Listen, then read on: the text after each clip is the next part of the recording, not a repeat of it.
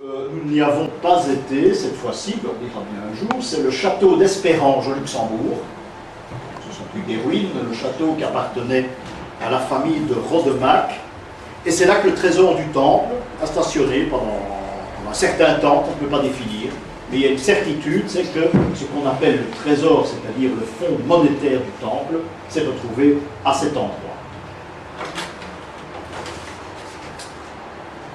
Alors voilà ce petit bonhomme que nous avons vu à Rhodes, ce petit bonhomme orange qui prie, avec une tête en forme de soleil, et petit bonhomme qui est éclairé au solstice d'été, c'est-à-dire le 21, entre le 21 et le 24 juin. Il y a trois représentations, il n'y a pas de soleil, il y a trois représentations. Il y en a une que nous avons vue à Cronenbourg, j'espère que les photos seront réussies parce que je ne l'ai pas en photo. Ceux qui ont fait les photos, ça me ferait plaisir, parce que j'en fais une dia alors, à ce moment-là. Parce que Cronenbourg, le trésor serait passé. Il y a le petit bonhomme orange qui se trouve à Rhodes, que nous avons vu. Et comme il y a trois endroits où on parle du trésor, il devrait y en avoir un en principe à Espérange, mais non, on n'en parle pas. Et voilà l'autre, qui se trouve sur la route, à Waldwijk, où on voit également un petit bonhomme noir, qui est vieux comme le monde, qui est peint en noir, que l'on restaure de temps en temps. Et regardez à la place du cœur, il a un espace vide. Les Allemands se sont rués sous cette représentation, puisque les Allemands savaient beaucoup de choses dans le domaine de l'histoire, de l'ésotérisme et de la symbolique. C'est d'ailleurs par les Allemands que l'on connaît l'histoire des Cathares. Si on n'a pas les Allemands, mais on continue à inventer n'importe quoi. Ceci a mis les Allemands sous la voie, ce petit carré, parce que les Allemands se sont rendus dans un endroit où on parlait de trésors et de templiers, c'est à Marville, et à un gisant bien précis, ils ont retiré un morceau de la poitrine. Ça n'a rien donné, ils n'ont rien trouvé. Enfin, n'empêche, ils étaient sur le chemin.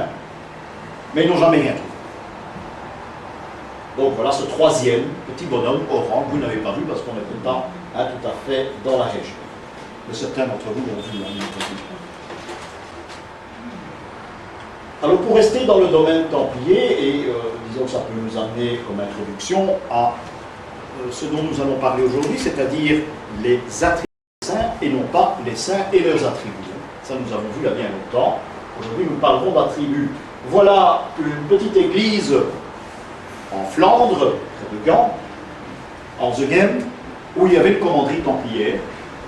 Et il y a toujours de nos jours un culte à Saint Jean-Baptiste, ce qui est tout à fait normal dans une église, mais n'empêche, c'est tout de même ici, dans cette église, qui n'est plus une église templière, c'est une église qui est plus récente, il y a une relique qui présente la tête de Saint Jean-Baptiste, ici, avec un petit reliquaire.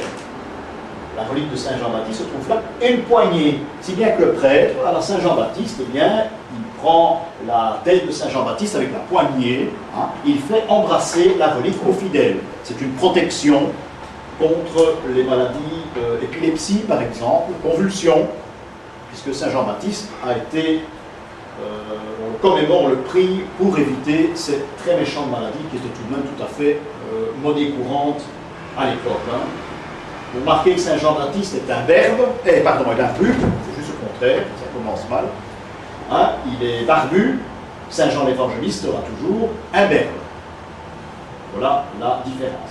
Alors il se pourrait, mais on ne peut pas définir, il se pourrait que cette représentation de Saint Jean-Baptiste se trouvait, pas celle-là parce qu'elle est plus récente, elle doit dater du XVIIe siècle en principe, peut-être fin du XVIe déjà, mais c'est difficile. Une représentation telle que celle-là devait exister au temple. Cette fameuse adoration de la tête qui se trouve dans le procès des Templiers serait peut-être une représentation d'un reliquaire tel que vous le voyez là, et on l'a donné comme nom Baphomet. Je vous le donne en toute liberté, la tête pourrait être la tête de Saint Jean-Baptiste, et j'irai même plus loin, ce serait une tête à deux faces, le Baptiste et l'Évangéliste. Janus. Comme Janus, oui. Mais celle-là est unique, elle existe, mais à Anzegem. Pourquoi prie-t-on Saint Jean-Baptiste pour l'épilepsie? C'est une vieille histoire que l'on lit dans les évangiles. Il paraît il paraît que lorsqu'on a décapité Saint Jean-Baptiste, eh bien sa tête aurait fait 5 bons par terre, avant de se calmer. Voilà, 5 est le chiffre de la souffrance, c'est-à-dire de la maladie. Étant donné qu'il a fait des bons, son corps, sa tête plutôt a fait des bons après avoir qu'on l'ait décapité, eh bien, à ce moment-là, on l'a prié pour les secousses nerveuses et pour l'épilepsie par la même occasion. Il y a toujours une origine. Hein. Il y a toujours une origine.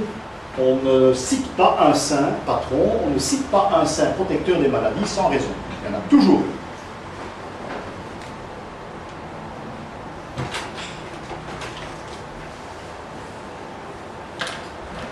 Nous revenons dans notre système de couleurs, puisque nous avons vu la symbolique des couleurs la fois dernière en parlant de l'héraldique. Eh bien voilà un tableau qui est intéressant. Ne me demandez pas l'auteur, j'en sais absolument rien. Vous ne connaîtrez jamais un nom d'auteur, ou très rarement chez moi. Hein. Ce qui m'intéresse, c'est de savoir avec une pierre tombale ce qu'elle veut dire, mais qui est enterré, ça m'intéresse très peu. Donc ici, on a une représentation d'un tableau qui doit dater en principe hein, tout à la fin 18e, disons, hein, à l'avènement de l'Empire en France, sauf erreur de ma part. Eh bien, nous avons une représentation de l'Annonciation. Hein. Il n'y a pas d'erreur, parce qu'on ne peut pas dire qu'il y a des erreurs, il y a une connaissance de la symbolique ou non. Ce peintre a une connaissance de la symbolique, puisque le manteau de la Vierge est bleu. En principe, il doit y avoir 12 étoiles. 1, 2, 3, 4, 5, 6, 7, 8, 9, 10, 11, 12, c'est lié. Hein, une des raisons pour laquelle le premier emblème de la communauté européenne, c'était les 12 étoiles. Hein, c'était en relation avec les étoiles de la Vierge. Le manteau bleu, c'est tout à fait normal. Et l'ange qui présente, l'ange Gabriel, qui vient annoncer, eh bien, il est habillé de blanc. Hein, blanc, qui est la couleur de la lune. Principe féminin, également. Couleur de la lune, parce que cycle de la femme. Cycle lunaire. Il sera habillé de blanc. Il ne peut pas être dans une autre couleur, parce que ça ne tient pas la route. Hein. Il présente une fleur de lys, qui est le symbole du masculin, hein, puisque dans la fleur de lys, il y a, dans l'iris lys et dans le lys, il y a un pistil qui rappelle hein, le membre viril de l'homme. C'est bien pensé, ça c'est la symbolique. Il devrait y avoir un vase, parce que c'est rare que l'on voit l'ange Gabriel, l'archange Gabriel, qui présente le lys. Il devrait y avoir un vase. Dans ce vase, on devrait trouver le lys et une rose, puisque la rose, c'est la connaissance, mais c'est aussi l'élément féminin. Donc, on a les deux qui annoncent la naissance du futur Jésus, c'est-à-dire l'ensemble, le lys et la rose. Donc, si on prend le lys et la rose dans un vase et on supprime les personnages, ça a la même valeur. Mais ici, on situe l'endroit où ça va se passer. Et le brave ange, sans rien y connaître, il montre bien sûr le Saint-Esprit qui est le grand responsable de toute l'opération. Voilà une autre vue, la même histoire. Hein, c'est quand même très ancien, ceci. Et là, nous avons hein, les couleurs, bon, elles sont ce qu'elles sont, hein, mais enfin, elles sont respectées, le manteau bleu de la Vierge. On ne peut pas décrire les étoiles, mais c'est une époque où on ne le faisait pas. Et vous avez à nouveau ce vase avec une fleur de lys. Les fleurs de lys en question, je ne vois toujours pas de rose, quoiqu'ici, il tient en main un rameau d'olivier. Donc voilà une autre représentation, il y en a des dizaines. Hein. J'ai un ami qui lui était passionné par Saint-Sébastien, et il avait des films, il avait des dias, il avait des livres, il n'y a que ça qui comptait, mais des dias j'en ai vu un millier sur Saint-Sébastien. Je crois que je les ai tous vus, hein, depuis le Pérou jusque dans le Régent. Donc ici, il peut y avoir éventuellement une collection avec les différentes annonciations, et ça doit être très intéressant, parce qu'en plus du thème, il y avait d'autres choses à analyser dans le tableau, bien sûr, hein, mais ce n'est pas le but, nous faisons de la symbolique. Donc ici, nous sommes limités. Alors voilà, nous commençons ici avec une introduction, parce que le culte des saints dans la religion catholique romaine, et dans les autres également, une fois qu'il est question de ça, les déviations comme les orthodoxes par exemple, une fois qu'il y a culte de saints, eh bien, l'origine, ce sont les dolmens, ce sont le néolithique, qui n'avaient pas des saints, bien sûr, hein, ils n'avaient pas de calendrier, quoi qu'ils calculaient le temps, mieux que nous maintenant d'ailleurs, mais ils rendaient un certain culte à plusieurs dieux, c'est possible, mais l'endroit qui était je ne vais pas dire leur temple, mais c'est presque ça, l'endroit où ils faisaient leur prière, où ils rendaient hommage aux dieux, eh bien, c'était le dolmen. Comment ça se pratiquait? Eh bien, c'est très très simple. Il suffisait de passer en dessous du dolmen, et passer de l'autre côté. Plusieurs fois s'il le faut. C'est une protection, c'est une prière, c'est un hommage à Dieu. Nous verrons ça une autre fois. Je mets Dieu au singulier, parce que eux, je pense qu'ils étaient monothéistes. Donc, il y a un hommage qui se rend, être préservé de maladie, par exemple, à un certain moment de la journée, à un certain moment de l'année, prévu par le calendrier, parce que ces gens avaient un calendrier. Les jours n'étaient pas sacralisés comme nous les avons maintenant, mais il y avait un calendrier. Voilà quel était ce culte néolithique. Vous imaginez que c'est très vieux. Il y a une évolution qui s'est faite, puisque nous parlons de la symbolique occidentale.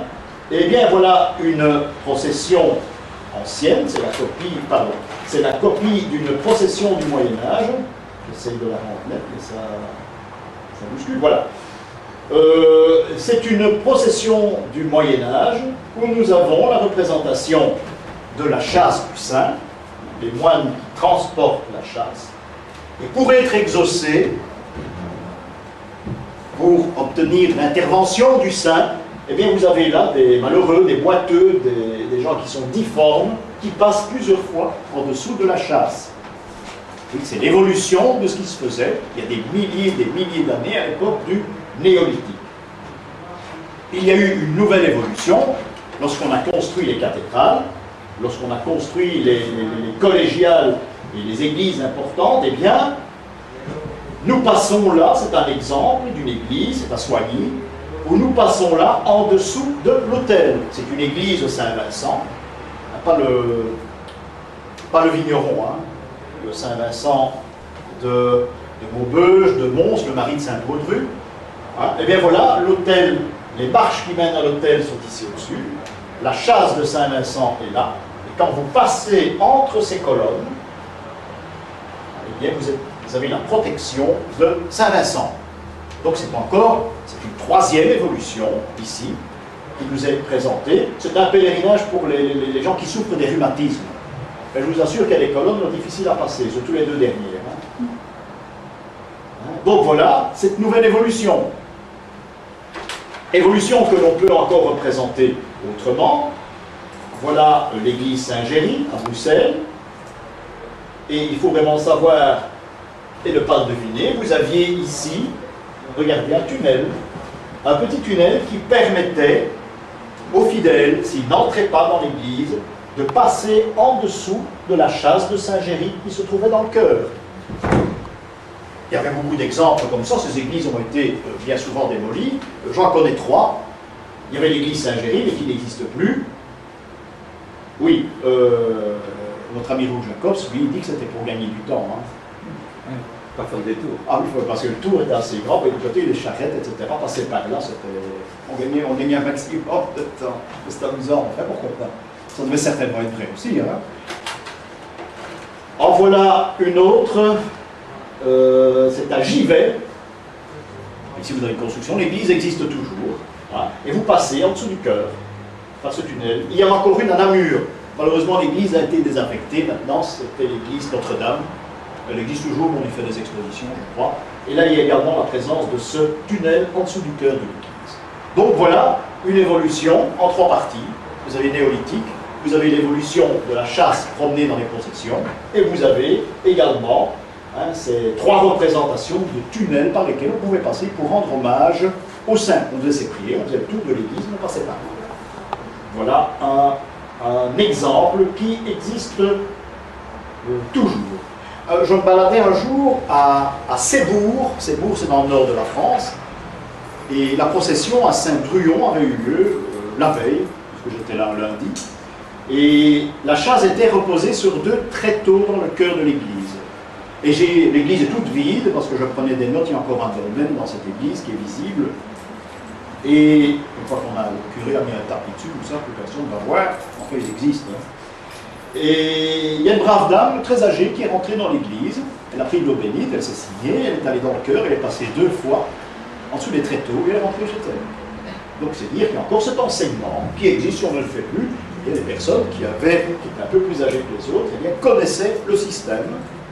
Hein, et je l'ai vu faire, c'est la seule et unique fois, j'étais très content d'avoir vu ça. J'aurais dû aller lui parler, mais j'étais vraiment soufflé de l'opération qui venait de se dérouler, parce que j'aurais bien aimé avoir son avis, et savoir d'où elle tenait ça. Où est-ce que c'est? Ceci, c'est à Givet.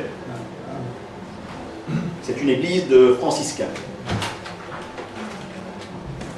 Alors ici, c'est un exemple intéressant. La photo est à l'endroit, seulement ce sont les colonnes qui sont à l'envers. Hein, quand vous verrez ce style de colonne, où il y a une décoration simple, hein, qui se trouve dans ce sens-là, il faut vous l'imaginer dans l'autre sens. Vraisemblablement, ce sont toujours des colonnes, ça se trouve dans les cryptes, ce sont des colonnes qui ont appartenu à un temple païen, obligatoirement. Et lorsque l'Église a christianisé l'endroit et qu'on a reconstruit un autre temple, chrétien cette fois, on a réutilisé ces colonnes, mais c'est la victoire de l'Église contre le paganisme, on les a retournées. Et c'est pour ça que vous avez des décorations, hein, qui doivent dater quand même du 6e ou du 7e siècle, ou plus tard 7e siècle, qui existent toujours, ces colonnes existent toujours, elles sont mangées, vous voyez, c'est un style de marbre de nos régions, puisque c'est dans le Brabant, et ces colonnes ont été posées à l'envers. C'est dans quelle église? À Saint-Guidon, Anderlecht, où il y avait un temple depuis que l'endroit existe, il y a un temple à Saint-Guidon parce que c'est un endroit ésotérique très important. Puisque nous sommes dans le milieu des saints, et voilà un saint, et ça arrive, qui est commémoré dans un seul village de Belgique. Le village c'est Année, tous les bords de la Meuse, pas loin de Namur. Et c'est un saint curieux, c'est un nom d'autant plus curieux, c'est qu'on indiquait ici Saint Stampe, S-T-A-M-P, priez pour nous. Saint Stampe. On l'appelle aussi Stapin dans certains livres, mais ici, la statue a été volée, c'est une chance qu'on a la diapositive.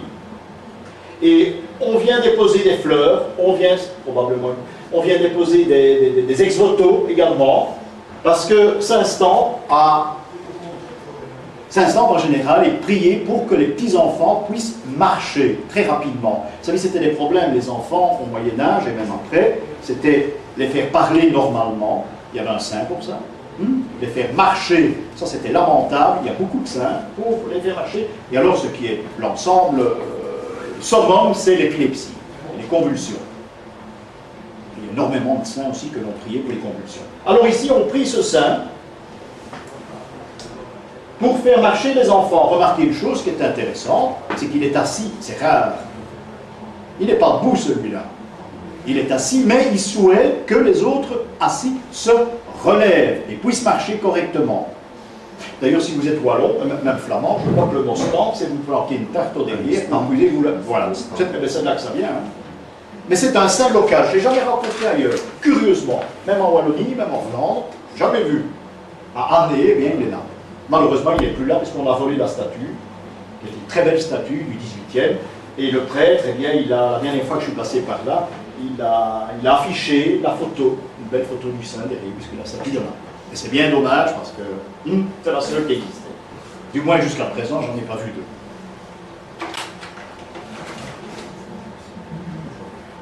Voilà ici un saint, qu'on les appelle les saints centurions.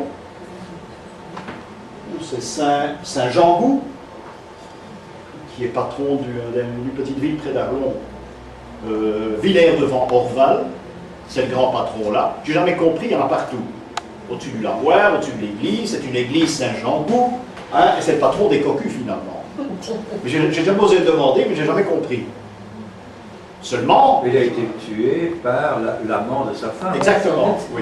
Oui, mais n'empêche, hein, c'est pour ça qu'on le prie, pour arranger les choses. Mais c'est un centurion romain, ce qui prouve que l'endroit est très ancien. Tous les environs là-bas, c'est très ancien. Il y a des ruines romaines, il y a des hôtels romains, il y a des musées romains, donc il n'y a rien d'étonnant. Hein? Et il est représenté en centurion. Ceci n'est pas intéressant. C'est une sorte de blason qui reprend ses lettres, je pense. Hein, Jean Gou. Ça peut être n'importe quel saint, finalement, en centurion. Hein. Ça peut être Saint-Donat aussi. Hein. Pourquoi pas? Mais ici, c'est censé être Jean Gou, qui est représenté avec sa lance.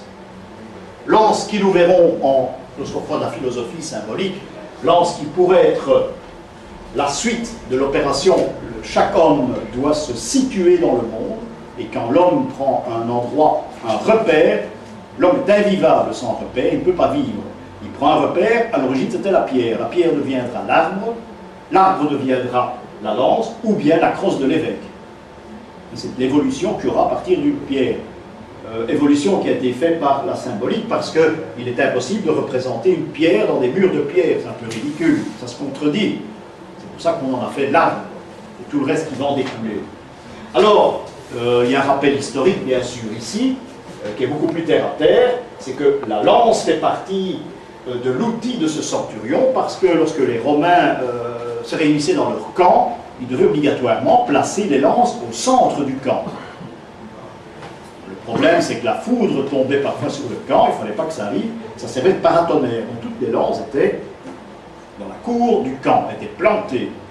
Il y avait un rassemblement le lendemain, eh bien il fallait courir et connaître la sienne, ça ne devait pas être simple, mais enfin n'empêche, je crois que toutes les lances se valaient, hein, il fallait prendre sa lance et aller au rassemblement. Voilà comment ça se passait. Il y a une tribu qui était les Trévires, qui travaillait exactement de la même façon, et eux au rassemblement, ce qui était très amusant, c'est que celui qui arrivait le dernier, on l'abattait devant tout le monde. Là, je ne serais plus ici aujourd'hui.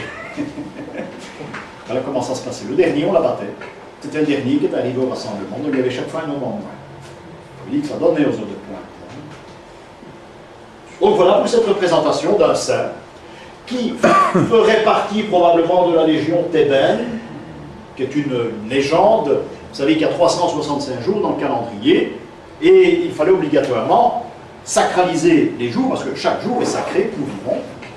Hein, il fallait sacraliser ces jours, donc il fallait trouver un saint. Vous imaginez qu'au début de l'ère chrétienne, eh bien, les saints, ça courait par les rues. Donc il fallait en trouver un paquet en une fois. Eh bien, on a retrouvé, soi-disant, une légion romaine entière qui venait de Thèbes. Hein, ils se sont fait massacrer dans la région d'Agone. Et ils étaient tous chrétiens, paraît-il. Ils avaient tous été baptisés. Et on a pris les prénoms de tous ces gens, sans connaître leurs prénoms. Et on a fait une longue liste. Et on a confié ça aux églises, au moment où la religion est devenue une religion d'État sous Constantin. Ça veut dire que dans toutes les églises, dans la plupart des églises, dans certains endroits, on a tous des noms de centurions romains. Et il y en a pas mal. Hein. Donc il est issu d'une liste, vraisemblablement, hein, Saint-Gervais, Saint-Protais, etc., et qui ont d'autres significations. Parce que les saints qui sont couplés, Castor et Pollux, Gervais et Protais, etc., ont un rapport immédiat avec l'ère des Gémeaux. Donc c'est là qu'il faudra chercher. Mais ça, nous verrons plus en détail à une autre occasion. Bon, eh bien, nous commençons par les attributs. Je voulais vous montrer tout de même ça en guise d'introduction. Nous avons une représentation qui n'est pas ancienne de Saint-Pierre. Ce n'est pas parce que c'est ancien que ça n'a pas de valeur, parce qu'il y a encore des gens qui, au XIXe siècle, connaissaient la symbolique. Saint-Pierre, c'est reconnaissable très facilement, puisque nous avons parlé du coq. Ce qui veut dire qu'il y a un attribut, qui est l'attribut de plusieurs saints, dont Saint-Pierre, qui est représenté avec un coq. Hein, je ne vais pas vous faire l'injure de vous expliquer l'histoire du coq, le reniement de Saint-Pierre. Saint-Pierre aura plusieurs vocations, il sera patron de métier également. Ce sera un saint guérisseur aussi. N'attaquerons pas ce côté de l'histoire de Saint-Pierre, puisque le but de la matinée d'aujourd'hui, ce sont les attributs. On reconnaît Saint-Pierre, dans le fond, il est rarement présenté comme cela, hein, dans cette tenue. On reconnaît Saint-Pierre avec les clés. Indication automatique, ce sont des clés à anneaux ronds, donc ça dépend de Cluny. L'auteur fait penser à l'enseignement de Cluny, l'enseignement bénédictin. Il est représenté dans sa barque parce qu'il est pêcheur d'hommes. Hein, et son fameux coq à côté de lui, qui est important, il est devenu saint guérisseur, c'est une parenthèse, puisqu'on allait à Saint-Pierre, et encore au début du siècle, prier Saint-Pierre pour guérir de la coqueluche. La coqueluche, c'est cette maladie où on tousse et on imite le chant du coq, avec un peu de bonne volonté. Donc voilà l'ensemble de Pierre, qui est présenté avec sa rame, hein, c'est pas un bâton, c'est sa rame.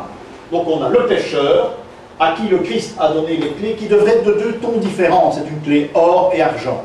Enfin, on ne va pas insister On va pas aller beaucoup plus loin. C'est un beau Saint-Pierre, donc le Saint-Pierre qui est représenté par la symbolique du coq. Pierre qui deviendra la pierre, et pas prénom Pierre. Hein.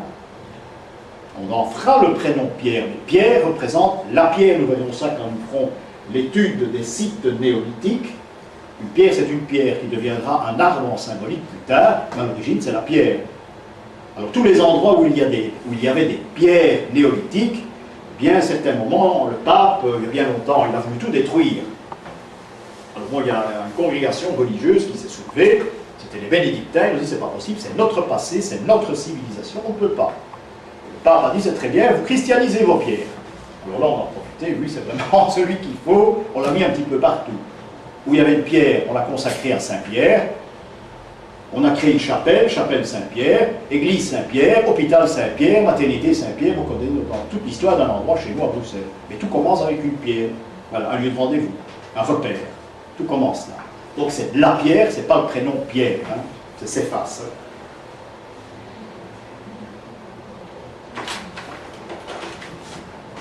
On voit très mal, j'en ai pas d'autres pour le moment. Mais il y en aura une autre bientôt, puisque quand nous ferons d'alchimie, on en aura besoin. Pierre sera choisi parmi les patrons de l'alchimie, parce que ses attributs vont servir. Les attributs de Pierre, c'est-à-dire le coq, deviendra le symbole du vitriol en alchimie. Par exemple, lorsqu'on fera l'étude des positions symboliques en alchimie, bien, nous verrons que les saints ont parfois de l'importance, des objets ont de l'importance, des renommées ont de l'importance, la symbolique de l'héraldique a de l'importance en alchimie. On n'apprendra pas à faire de l'or, hein.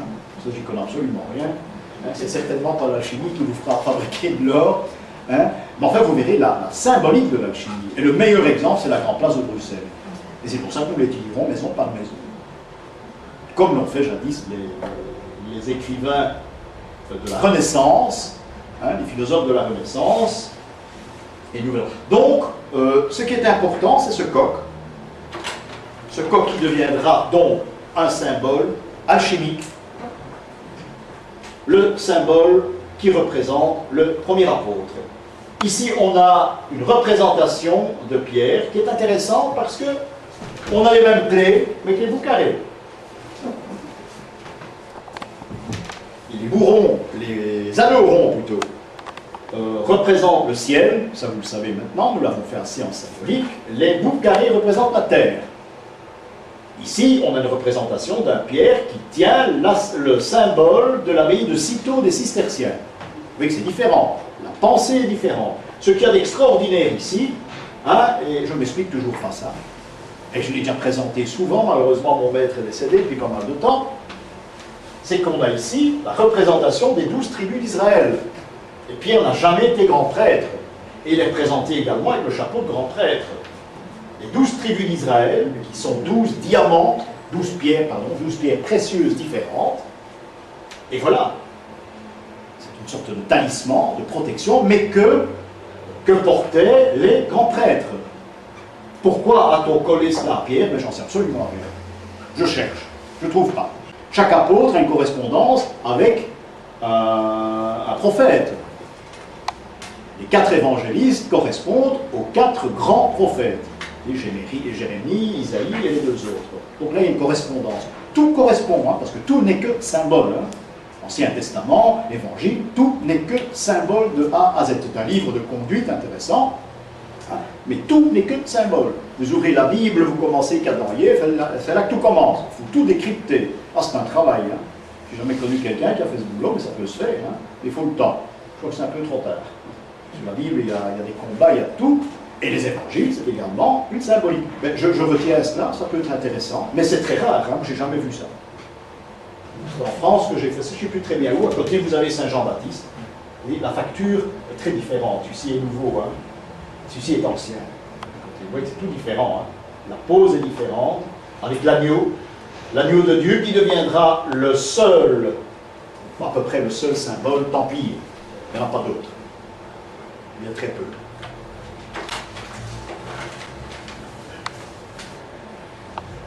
Voilà une autre représentation. En franc-maçonnerie, par exemple, eh bien, le coq, vous voyez là-bas tout en haut, représentera l'éveil, le lever du soleil, plutôt la lumière. On ne parle pas de lever du soleil en franc-maçonnerie, ce sera la lumière. L'apparition de la lumière, parce qu'on a cru longtemps que c'est au chant du coq que le soleil se levait. Non, bon, c'est l'inverse, enfin n'empêche, les Égyptiens l'ont cru. Donc le coq est un animal, peut-être le roi des animaux, dans un sens. Hein. C'est pas le lion, parce que le lion, c'est les ténèbres en symbolique.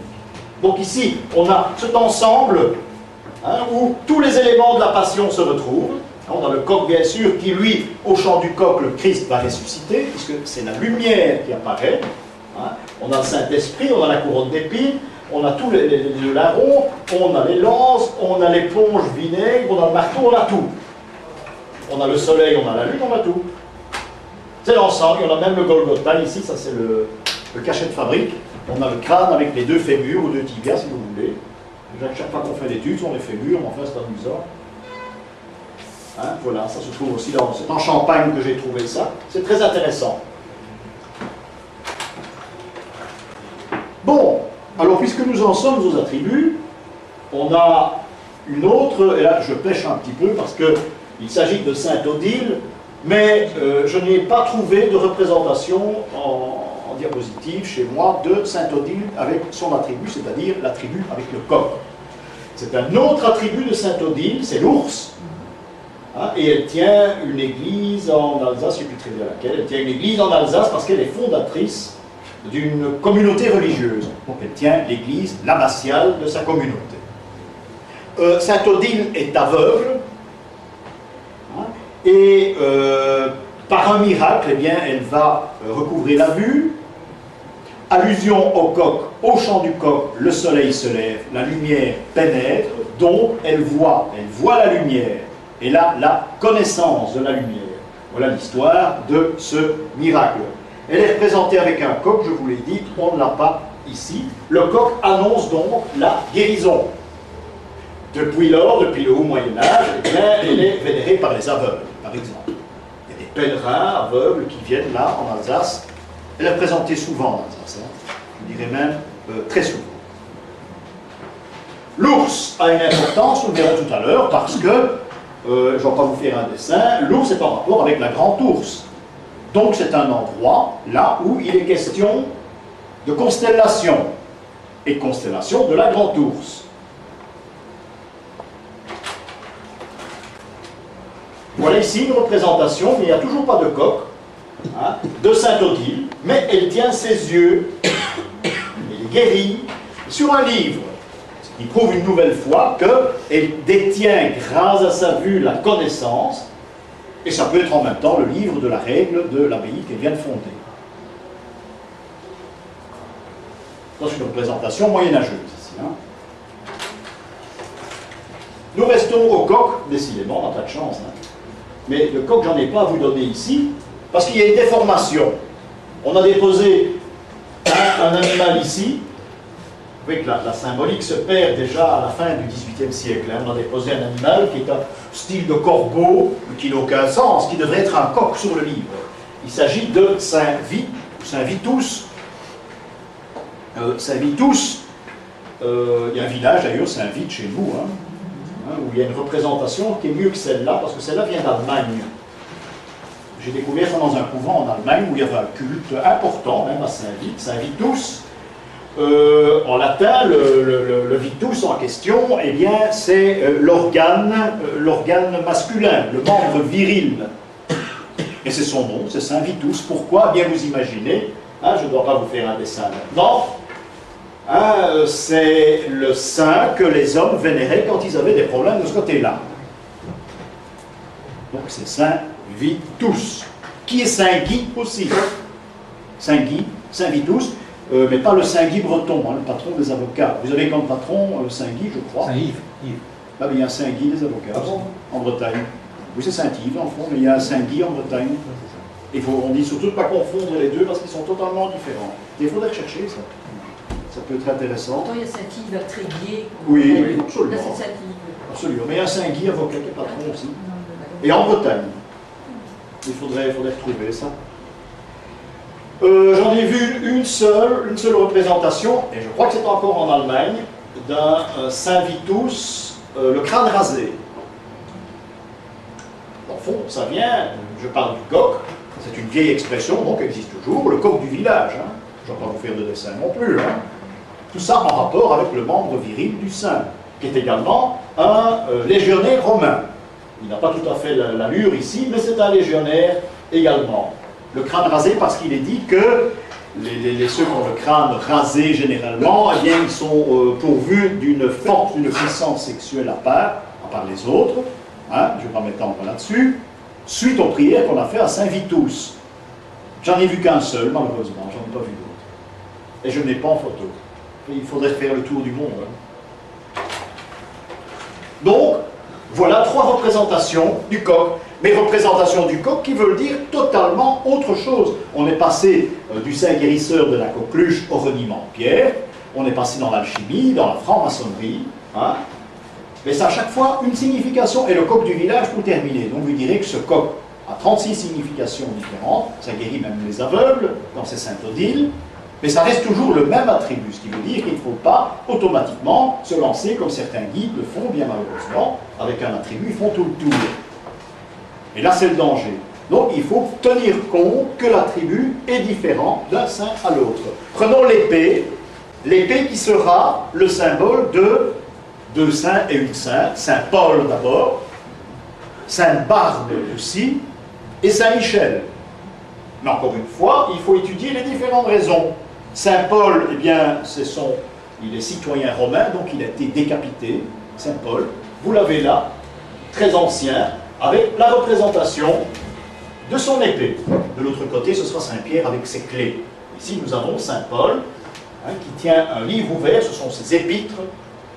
Ah, ici c'est démoli, bien malheureusement. C'est une très vieille église en Champagne aussi. Avec encore le balcon au-dessus, j'aurais dû le photographier, le balcon où on passait les reliques. Le prêtre passait les reliques. Et il disait par exemple Saint Paul, et bien en latin, tout le monde répondait priez pour nous. Et on passait aux reliques suivantes. C'était des fois très long. C'est pour ça que vous avez parfois des balconnets encore à l'heure actuelle qui se trouvent construits autour des tours des églises. Hein, c'est pas ça que ça servait. Donc on a un Saint Paul qui présente l'objet de son martyre. Il y aura une dizaine, une vingtaine, une trentaine de saints qui auront également l'épée, mais qui présentent l'objet de leur martyr également. Nous avons Sainte Barbe qui n'a pas l'épée. Ça arrive, mais ce n'est pas courant. Ce n'est pas courant du tout. Par contre, elle a l'objet de son martyr. Elle a la tour, qui est représentée ici. La tour où elle va connaître des aventures incroyables. Hein, où elle va vivre, finalement, elle devra en ressortir pour vivre son martyr. Martyr qui a 3 façons de s'échapper. Il y a la porte, bien sûr, il y a les 3 façons de s'échapper. Il y a 3 fenêtres dans la tour. C'est presque obligatoire. Hein.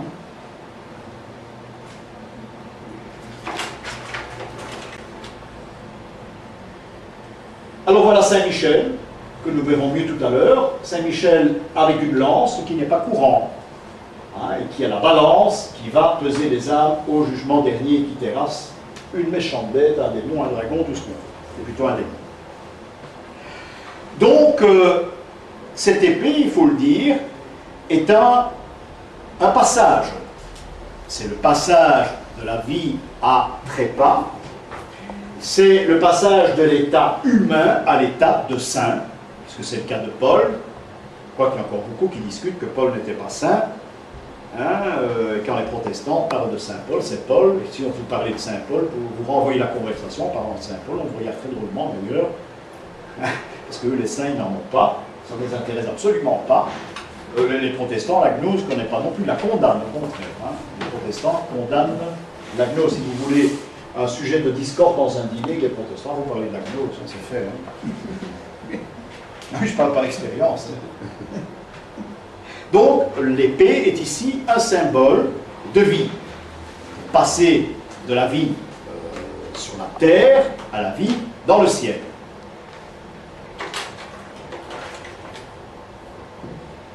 Voilà cette même tour de Sainte-Barbe qui a ici, en alchimie, une valeur. Ce n'est plus le martyr, c'est une représentation alchimique, c'est la tanore, c'est là, hein, c'est ce genre de récipient dans lequel l'alchimiste va préparer ses matières. Et Sainte-Barbe a une épée qui représente le feu en alchimie. Donc cette même épée qui était martyr deviendra ici un symbole de feu. C'est l'épée de l'ange qui chasse les Adam et Ève du paradis, par exemple. C'est la même épée, c'est une épée de feu.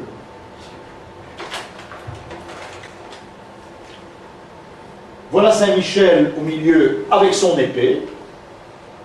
C'est un jugement dernier où lui fait passer de l'obscurité à la lumière. Il écrase le démon, ce sont les ténèbres, et il passe à la lumière. Donc c'est un saint qui organise le passage, et ça le montre bien ici, parce que son acolyte va lui présenter quelqu'un, il va décider est-ce qu'elle va à gauche, est-ce qu'elle va à droite, à dextre ou à sinistre, ça dépend. Ça dépend du langage qu'il emploie aussi. Donc, l'épée a une valeur symbolique, c'est un attribut intéressant, mais qui va donner certaines, encore une fois, certaines modifications au sens qu'on lui donne et au sens de la vie. Donc, on a ici cette épée qui représente le feu, le passage, et en ce qui concerne Sainte Dagde et Saint-Pierre dont nous avons parlé tout à l'heure, Saint-Pierre qui n'a pas d'épée, ce sont des valeurs, deviendront des valeurs alchimiques, comme Saint-Gilles, comme Saint-Nicolas et bien d'autres. Parce que tous ces saints vont intervenir dans l'alchimie.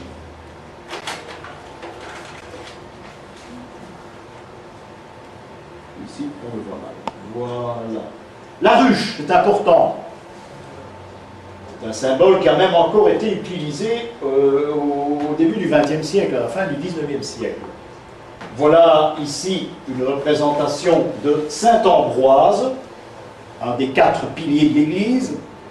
4 piliers de l'Église que l'on peut comparer symboliquement aux 4 évangélistes, et aux 4 évangélistes que l'on compare, je vous l'ai dit, aux 4 grands prophètes. Donc, Saint Ambroise, qui était évêque de Milan, eh bien ici c'est un saint dont l'attribut a été créé grâce à un jeu de mots. Un jeu de mots très facile parce que Ambroise donnera ambroisie. L'ambroisie, c'est celui qui boit de l'hydromel dans l'exagération. L'hydromel est fait avec du miel. Hein? Qui fait le miel? Ce sont les abeilles, et les abeilles se trouvent dans une ruche. Ça nous mène très loin. Hein? Donc, grâce à ce jeu de mots, Saint Ambroise aura comme attribut la ruche. On a dit, et on dit dans certains livres, c'est ridicule, que cet homme du miel lui sortait de la bouche, il parlait gentiment, c'était pas facile. Hein? Saint Ambroise, c'était pas un type facile du tout. C'était pas son genre. On a dit aussi qu'à sa naissance, ça c'est la légende dorée, je crois, à sa naissance, il a ouvert la bouche et sa maman a constaté des abeilles qui, bon, c'est pas si ainsi fantastique que ça, c'est uniquement parce qu'il y a une référence à son nom qui est Ambroisie. Ce qui ne veut pas dire que toutes les ruches, encore une fois, hein, seront représentées, auront le même sens. Donc c'est un jeu de mots. Il y a un autre saint qui est représenté, mais qu'on ne trouve plus, qui est représenté comme cela, c'est Saint Jean Chrysostome. Hein, Chrysostome, en grec, c'est la bouche d'or. Hein, on va s'approcher d'Ambroise maintenant, la bouche d'or, parce qu'on dit que Saint Chrysostome parlait d'une façon mielleuse. D'où miel, abeille, abeille, la ruche. Pour reconnaître Saint Jean Chrysostome, eh bien, on lui place sur des peintures en général, parce que je n'ai jamais vu de statue de Saint Jean Chrysostome de mémoire, on place donc sur les peintures anciennes une ruche à côté de Saint Jean Chrysostome. Il y en a un troisième, c'est Saint Bernard. Saint Bernard qui, lui, est un grand travailleur, très grand travailleur. Saint Bernard est cistercien, et il va apprendre aux cisterciens à travailler. Bon, ils n'étaient pas d'accord au début, mais enfin, ils y sont faits. Saint Bernard leur apprendra à travailler, parce que les cisterciens, c'est tout le contraire des bénédictins. Les cisterciens travaillent la terre, ils travaillent, les bénédictins font des enluminures, ils écrivent, ils copient des manuscrits. Hein, ça, c'est le travail des bénédictins. Donc, Saint Bernard va les faire travailler. Ça veut dire qu'il donnera une activité à sa ruche quand il est représenté avec la ruche. La ruche devient donc ici un symbole de travail. Donc, vous voyez, on passe de l'hydromel, hein, à la ruche, qui représente une façon mielleuse de s'exprimer. Et ici, on a un symbole de travail. Et ce symbole de travail va donner naissance, vous le connaissez, ce logo de notre ancienne caisse d'épargne et de retraite, qui n'était autre qu'une ruche. Donc le produit du travail, c'est l'argent. L'argent doit venir chez nous à la caisse d'épargne. Vous connaissez ce logo, hein? Oui. On ne le voit plus d'ailleurs. Bon, c'était un peu... hein, c'était une époque, ça. Hein? Donc voilà encore la ruche. Cette ruche qui donne 3 thèmes totalement différents. Mais le même attribut. Donc c'est pas facile de pouvoir déceler la signification d'un attribut avec le saint. Et trop souvent, on dit, il a cet attribut-là, eh bien, voilà, c'est parce qu'il s'appelle. Non, absolument pas. Il faut réfléchir aussi. Hein. Il faut réfléchir.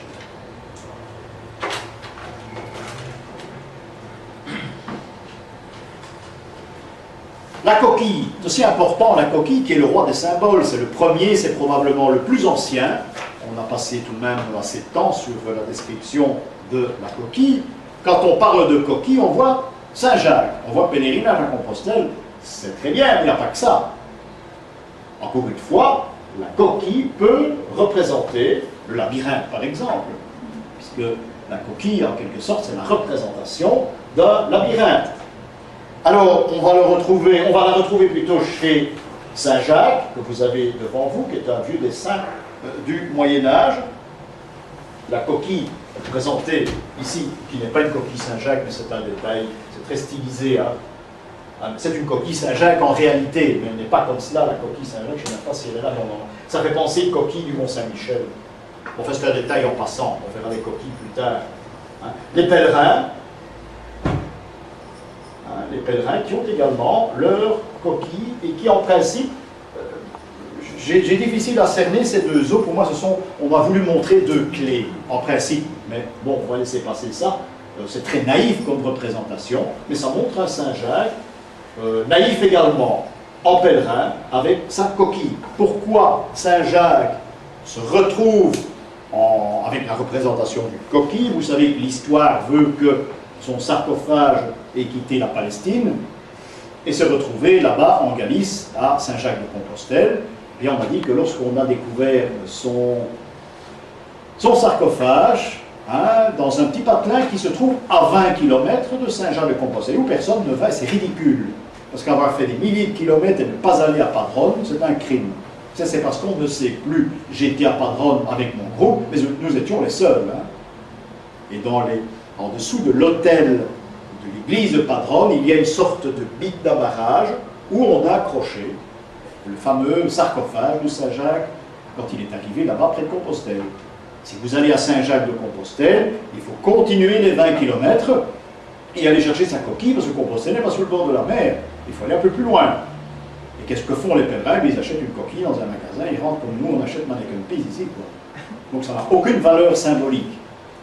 Et puis il y a un chemin de retour aussi qui est très intéressant. Enfin, ça ne fait pas l'objet de Saint-Jacques aujourd'hui. Donc voilà cette représentation de ce sarcophage, qui est tout à fait légendaire, qui quitte la Palestine en direction de la Galice.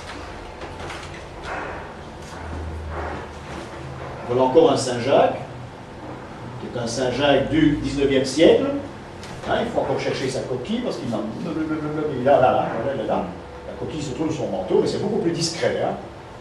C'est beaucoup plus discret, on voit ses initiales, donc SJ, on ne peut pas se tromper, il s'agit de Saint-Jacques. Bon, il y en a un autre qui est représenté aussi avec des coquilles, au pèlerin, qui est Saint-Roch. Ici, on ne parlera plus d'une coquille qui est attribuée à une légende comme Saint-Jacques. Ici, c'est la coquille du pèlerin, parce que Saint-Roch est le type même de la représentation du pèlerin. On peut parler 1 heure de Saint-Roch devant une représentation de ce saint. Alors, en 2 mots, Saint-Roch est un homme qui est parti en pèlerinage, parce qu'il est profane et il veut savoir, et il montre qu'il est profane parce qu'il est blessé. Et à son retour, son chien, dans sa gueule, tient le pain, ce pain eucharistique, ce pain qui est l'hostie, ce pain qui est la lumière. Saint-Roch est parti profane et il le montre, et il revient initié, puisque son chien tient le soleil dans la gueule. Voilà quel est le sens, en 2 mots, de cette représentation de Saint-Roch. Maintenant, je mets certaines choses en doute, je vais être un petit peu plus nuancé, c'est le symbole du pèlerin, donc La coquille. Saint-Roch n'a jamais été à Compostelle, mais il était à Rome. Donc il devra avoir, non pas les coquilles de Compostelle, mais les deux clés. Les deux clés, symbole du Vatican. Les pontifes, oui, d'accord, c'est comme ça. Il est présenté parfois comme ça, mais c'est assez rare. Mais ici, on a insisté sur le fait que le côté historique des choses, ça n'intéresse pas, c'est un pèlerin. Donc il y a cette idée de pèlerinage avec la représentation de cette coquille. Nous terminerons ici cette première partie. Voilà encore un Saint-Roch, qui lui est très ancien, où on voit cette fois le genou, le genou qui est présenté. Voilà. C'est un ange qui présente la blessure. Il montre qu'il était profane. Grâce au pèlerinage, il a la coquille. Son chien lui remet le soleil dans les yeux. Alors, vous imaginez que cette représentation, vous êtes au catéchisme, le prêtre doit vous expliquer la statue, ben, il va vous dire que le chien l'a mordu, et un miracle, il n'a plus de blessure. Ça, c'est un certain niveau. Le niveau qui nous intéresse, c'est le niveau de la symbolique. On vous explique qu'il existe, que c'est un pèlerin qui a vu la lumière. Il y a encore un côté gnostique que nous verrons dans quelques temps. Il y a encore une autre explication, parce que le côté gnostique en symbolique s'intéresse à l'homme. Il n'y a rien d'autre. L'homme est son milieu. Donc tout ça, il faudra recadrer. Il faudra recadrer tout cela avec notre vie actuelle et la vie ancienne. Pourquoi pas? Et là, on tombe dans le côté philosophique des choses. Vous voyez, comme c'est profond, une statue de saint, il y a des explications à donner. Vous imaginez que les prêtres sont devenus de moins en moins intelligents, et c'est bien malheureux, je le regrette. Et on expliquera ça avec un chien qui l'a mordu, et le miracle, l'ange est là, miracle, il n'y a plus de blessure. Et c'est dommage parce que c'est comme ça qu'on l'explique. C'est bien malheureux que ceux qui nous l'ont expliqué d'une certaine façon l'ont tout à fait oublié. Et quand vous dites à un prêtre, vous expliquez ça à un prêtre, gentiment, il va dire, vous croyez ça, oui. Très gentiment, c'est ce qu'il va répondre. On m'a posé une question la dernière fois, la personne qui me l'a posée n'est pas là, et c'est très important. J'aurais dû commencer par cela, finalement, l'enseignement que j'essaye de vous donner et que j'ai reçu est un enseignement bénédictin. Cherchez pas ailleurs, c'est pas jésuite, c'est pas dominicain, c'est pas certainement pas franciscain, ni laïque, c'est un enseignement bénédictin. J'ai été formé par un maître qui a fait ses études à Maretsou, auprès d'un autre bénédictin qu'il a eu comme professeur dans les années, fin des années 30, début des années de guerre, qui avait 85 ans. Vous imaginez qu'il a un enseignement solide, et c'était un moine de Maretsou, un professeur à Maretsou. Donc voilà, c'est une petite parenthèse que je fais, comme ça vous savez exactement d'où vient cet enseignement dont on profite pour le moment. Nous terminerons avec la coquille, où on a, ah ben voilà encore un Saint-Roch, décidément, je dois en avoir, qui lui est très simple, il n'y a même pas de chien. Il n'y a pas de chien. Saint-Roch a été canonisé très tard. Pardon. Il n'y a pas de chien, il montre simplement sa blessure. Il a été blessé, il est guéri. Ou bien il a été blessé, il part en pèlerinage. Ça, c'est la représentation. C'est dans les Ardennes que j'ai trouvé ça. Alors maintenant, voilà le troisième personnage. Troisième personnage qui est Saint Jean-Baptiste, qui tient la coquille. Voilà. Il a l'agneau, son attribut. Il a une peau de chameau sur le dos. Hein, et à l'aide de cette coquille, qui est la connaissance, qui est le plus vieux des symboles, il va baptiser. J'ai une marotte d'ailleurs, quand je vois des fonds baptismaux, j'essaie chaque fois, que vous avez déjà vu ça, d'aller voir si le prêtre en prend en compte ce système. C'est rarissime, mais j'en ai trouvé. La coquille Saint-Jacques était dans les fonds baptismaux. Et ça, c'est intéressant parce que c'est le plus vieux des rites de l'Église, c'est le baptême avec la coquille. Donc, encore une fois, nous avons Saint-Roch qui est pèlerin, et ce symbole est un symbole d'initiation, de pèlerinage, de marche vers l'initiation. Nous avons eu l'autre coquille, celle de Saint Jean-Baptiste, qui verse de l'eau sur la tête du Christ. Il lui transmet l'initiation. Il y a aussi beaucoup de choses à dire là, vous imaginez, mais il transmet l'initiation. Et le pèlerin de Saint-Jacques, qui raconte, cette coquille raconte son histoire, son arrivée en Galice, où toutes les coquilles se trouvaient sur son sarcophage très lourd qui flottait sur la mer. Voilà la même idée, mais qui est toute différente. Encore une fois, on a un attribut qui a plusieurs sens.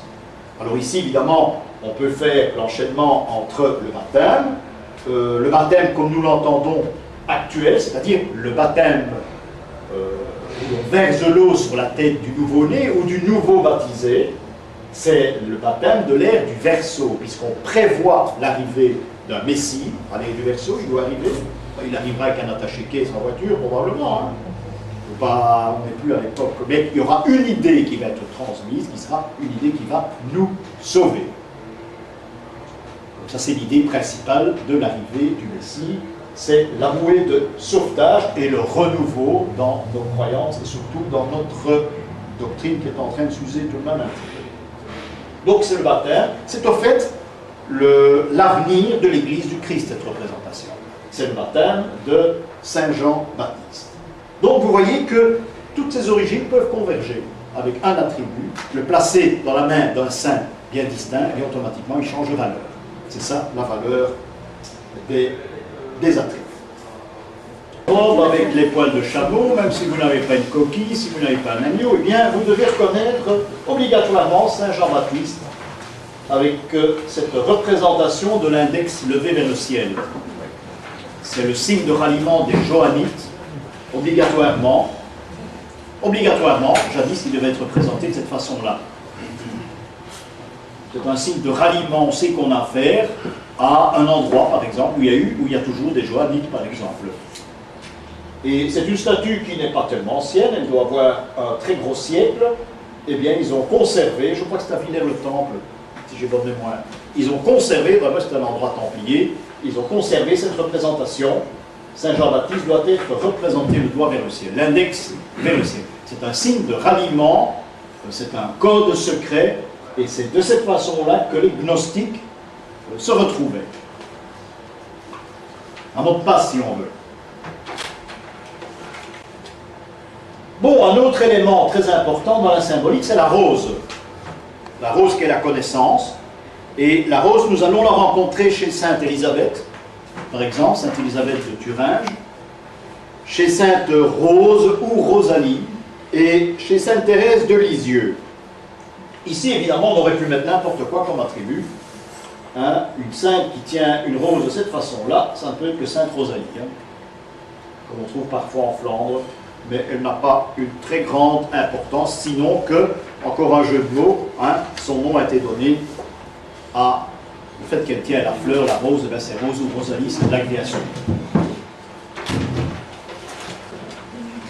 Voilà, ici nous avons une Sainte Élisabeth, fille du roi de Hongrie, hein, Sainte Élisabeth de Hongrie, avec une couronne ducale. Elle tient 2 couronnes également, son livre ouvert, hein, et un mendiant, un personnage plutôt difforme, à ses pieds, qui réclame sa pitance. L'histoire raconte que, regardez ici, ça c'est intéressant, nous avons ici l'élément féminin, 1, 2, 3, 4, 5, nous avons une rose à 5 pétales, et nous avons le chêne, les feuilles de chêne de la connaissance. Rien ne vous dit que c'était Sainte Élisabeth qui était là, il n'y a qu'à l'époque où ça a été construit. Ça reste à prouver, mais n'empêche, nous avons l'élément féminin, et nous le pentacle, et nous avons la représentation de la connaissance de l'autre côté. Donc, la légende veut que Sainte Élisabeth de Hongrie, c'est récent, hein, enfin, quand je dis récent, hein, c'est une sainte qui a été canonisée au XIIIe siècle, je crois. Elle a l'habitude de faire l'aumône aux pauvres et elle prend les pains chez elle, dans son château en Thuringe. Hein, elle met ses pains dans son tablier. Son mari lui interdit de prendre les pains. Son mari, c'est un drôle de coco. D'ailleurs, il est mort en croisade, mais c'est pas pour ça que c'est un drôle de coco. Hein, mais le prince de Thuringe, le margrave de Thuringe, est un bonhomme assez sévère, païen, paraît-il, hein, à l'origine. Et il saisit sa femme dans l'escalier, hein, qui a des pains dans son tablier. Au moment où il ouvre son tablier, les pains ont une transformation en rose. Le pain, c'est l'hostie, c'est l'Eucharistie, c'est la lumière. Vous l'avez vu que Saint-Roch, c'est une transformation, c'est une étape qui va plus loin, c'est l'étape de la lumière vers la connaissance, puisque la rose est le symbole de la connaissance. Voilà cette représentation de Sainte Élisabeth de Thuringe, ou de Hongrie. Hein, les deux sont valables. Donc le pain, c'est le soleil, la rose, c'est la connaissance. Sainte Élisabeth a été choisie par les Teutoniques, parce qu'elle deviendra la patronne des chevaliers teutoniques à une certaine époque, et ils la garderont, comme Marie d'ailleurs, elle était une des patronnes, la Vierge des chevaliers teutoniques, mais ça, par réaction au pays où ils se trouvaient. Les musulmans, la femme c'est moins que rien, eux ont choisi la Vierge Marie. C'est une réaction tout à fait normale. Celui-là, on en parlera plus tard. Je vous ai parlé de Sainte Thérèse de Lisieux. Eh bien, Sainte Thérèse de Lisieux, c'est connu, c'est très connu, il y en a des milliers en France. Mais Sainte Thérèse de Lisieux, c'est tout à fait récent. C'est une sainte, une ecclésiastique, une moniale qui tient une croix dans les bras, et des roses sur cette croix. Ce qui a fait dire à certains que c'est un symbole, la rose-croix et tout ça, il faut oublier tout ça. Il n'y a pas de symbole de rose-croix dans la chrétienté, ça n'existe pas. Parfois sur des tombes de prêtres. Je vous en ai peut-être déjà montré, mais c'est rare. Mais dans le pays de Liège, il y en a tout de même quelques-unes. Donc, ça n'a rien à voir avec les rose-croix, mais cette Sainte Thérèse de Lisieux entre dans la symbolique, mais uniquement par l'idée. Un groupe de francs-maçons a décidé un jour, à la fin du siècle dernier, de placer dans les églises, aux endroits où il y avait un secret à divulguer, une représentation de Sainte Thérèse de Lisieux, avec sa croix et ses roses de la connaissance dans ses bras. C'était très bien. Ces statues devaient donc indiquer où il y avait quelque chose à découvrir. Dans le fond, c'est la suite de la symbolique. Je vous ai parlé des cathédrales, avec ces avertissements. Eh bien, ici, c'est la suite. Au XIXe siècle, les francs-maçons ont décidé ça. Ça s'est fait au début, seulement ça a eu beaucoup de succès. Et malheureusement, le modèle n'était pas déposé. Ce qui fait que l'Église a dit ça, du succès, c'est très bien, on va en faire des milliers. Et la machine tourne toujours. Et il y en a partout. Donc, l'idée principale de cette représentation a disparu, bien malheureusement. Mais c'était ça, au départ, c'était l'utilité d'avoir, à certaines occasions, Sainte Thérèse de Lisieux. Le sens a bien sûr totalement disparu. Encore une fois, la rose a beaucoup d'intérêt, mais la rose a une signification très différente de la façon qu'on l'emploie. Voilà un petit saint très intéressant. Vous n'avez aucune excuse, c'est marqué, c'est Saint-Éloi. Saint-Éloi qui pourrait même avoir des origines celtiques. Ça, c'est encore un autre travail, mais qui est fait très rapidement. C'est curieux qu'il a une tiare, ce Saint-Éloi. J'avais jamais vu, parce que moi j'ai ça très grand maintenant. Ça, c'est quelque chose de très ridicule. Je voudrais quand même savoir pourquoi. Il n'y a jamais eu de pavé de loi pour commencer. Là, je ne pense pas. C'est très curieux, ça. J'ai oublié la tiare. Non, Saint-Éloi était évêque non pas de tiare. Au début de l'ère chrétienne, certains évêques avaient, c'était pas la mitre, c'était une sorte de tiare. Mais c'est vraiment pas le cas ici, mais enfin, ça ne va pas s'allonger là-dessus, parce que ce qui est important chez nous, ici, pour nous, c'est le marteau. Le marteau, celui-là, il a bien, on le voit, c'est une statue très ancienne, elle est du XVIe. Seulement à une époque qu'on ne sait plus, bien au XIXe, on indiquait ici Saint-Éloi, on voit que ce sont des caractères du XIXe. C'est parce qu'on ne sait plus, il fallait tout de même montrer et dire aux gens ce que c'était. Saint-Éloi que l'on trouvera dans des régions de métallurgie, par exemple, dans des régions de métallurgie, et il tient un maillet d'orfèvre, parce que c'est celui qui, un des patrons des orfèvres, pas des alchimistes, des orfèvres. Une légende raconte que pour avoir plus de facilité pour ferrer un cheval, il lui aurait coupé la patte, il aurait fait son travail, il aurait placé la patte. C'est une légende, mais qui a un sens, profond peut-être. Ça, il faut examiner. N'empêche, ça fait partie du code des légendes de Saint-Éloi. Et maintenant, j'ai très bien compris. Vous voyez, c'est parfois utile d'insister. Nous l'avons en tenue d'évêque, c'est pas tout à fait l'évêque, ça fait rien. Regardez ces trois couronnes. Ce sont les 3 degrés de la connaissance. Ce sont les 3 degrés de la connaissance, parce qu'en principe, la couronne ne doit pas être sur sa tête, ça doit être sur son marteau. Ça prouve qu'il a fait les 3 degrés, qu'il est maître, il a sa maîtrise. Et on l'a représenté ici au XVIe siècle avec une sorte de tiare, avec les 3 couronnes. Ça peut porter à confusion. Voilà. Voilà pourquoi il a une tiare et non pas de petite couronne sur le marteau.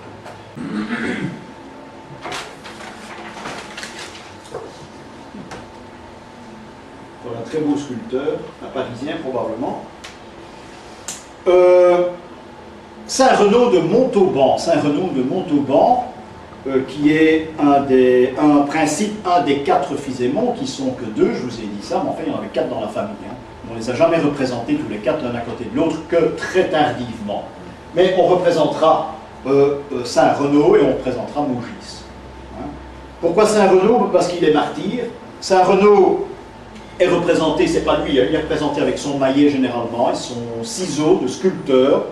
C'est un maître maçon et on l'a fait venir à Cologne pour participer à la construction de la cathédrale Saint-Pierre. Ce qui s'est passé, eh bien, c'est un homme qui travaillait magnifiquement bien, il avait de très grandes connaissances, il a été jalousé par les apprentis et les compagnons, il était maître et il a été assassiné à coups d'équerre. Donc il fait partie des mystères, il fait partie des saints, dont le maillet et le ciseau et l'équerre, les attributs de la franc-maçonnerie finalement, hein, font partie de son martyre. Renaud de Montauban, et je donne l'exemple d'un sculpteur, parce qu'il était sculpteur, il était maître maçon. Hein, donc, Renaud d'ailleurs, on va le lancer dans son corps dans le Rhin à Cologne, son corps va revenir à la surface, il va être canonisé, ce sera un saint martyr. Donc voilà comment finira un des 4 Fisémons. 4 couronnes, le symbole des 4 couronnes existe, et plus les 3 d'initiation. Les 4 couronnes touchent la terre, l'homme, le métier. Il y a une histoire de 4 saints couronnés qui ont été martyrisés, ils sont devenus les patrons des 4 métiers qui touchent le bâtiment à cette époque. Quand vous verrez 4 couronnes en symbolique, 4 couronnes, 4 couronnés, rapport au métier de la pierre. Ça c'est important, quand il y a une maison des 4 couronnés à la Grand Place par exemple. La maison des 4 couronnés existe, et c'est la seule maison qui est signée, je vous l'ai montré, vous avez la diapositive, c'est la seule maison qui est signée curieusement. Ou peut-être pas curieusement. Ça viendra. Bon, on va parler du cochon. Du cochon qui n'est pas un cochon, ça je vous l'ai déjà dit, c'est un porc sauvage, parce que ça représente une époque où le cochon, c'est pas ce que c'était, ça n'existait pas chez nous. Hein. Les cochons, c'est tout de même relativement récent. On reconnaît le porc sauvage à la crête qu'il a sur le dos. Hein? Et vous remarquez que le groin, c'est différent d'un sanglier. Hein? C'est différent. C'est un porc sauvage, il devrait avoir une petite dent qui monte, c'est qu'il était moins sauvage que les autres.